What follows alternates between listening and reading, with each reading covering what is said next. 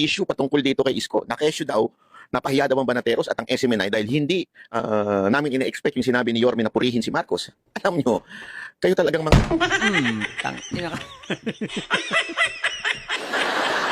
Papalusot ka pa. Ang dami mo pang palusot na hinayupa ka. Kung ano-ano pang sasabihin mo, talagang bistado na kayo, mga bobo. Itong mga bayoteros, no? Papalusot pa eh. Ang dami pa nito ni Bayot Bay na style bulok, no? Talaga namang, guys, kung pinanood nyo, no? Mahaba-haba rin. Gusto pang magpalusot nitong si Bayot Bay at i-justify pa nila yung kanilang mga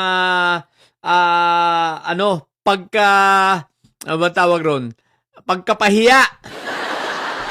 So, pilit nilang i-justify yung kanilang kabubuhan at pagtatakpan na kunwari hindi sila napahiya.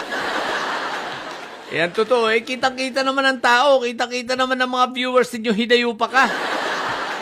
Tumaas nga lang ang views ninyo dahil kay Yorme.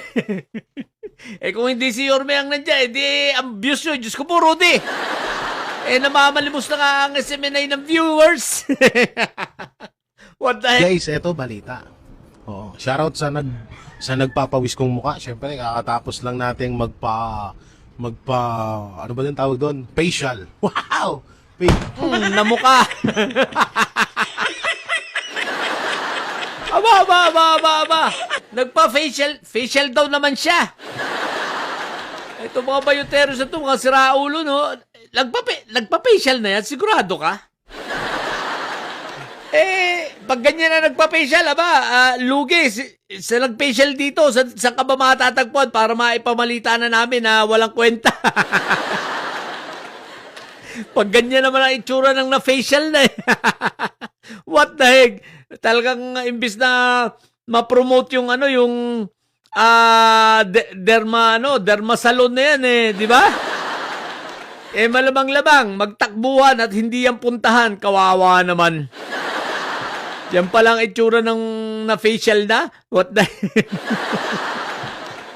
kahit anong gawin. Kung isipin mo, nagpa-facial ka na dyan, J. Baluga. Ang mukha mo, baluga pa rin. Pare-pareho. Basta mga bayoteros ang papangit ang hinayupak na yan. What the heck? Sige na, yun lang. O yan, magkakamukha na kayo, mga didilis. Pare-pareho ang bobo ang hinayupak na yan. So, mga bobong didilis at may side nyo. Ang tatay nyo ay preso. Ang BP nyo ay bobo. Matili kayo mga bobo at may side. Sapagkat ang may side laging high blood. Bye!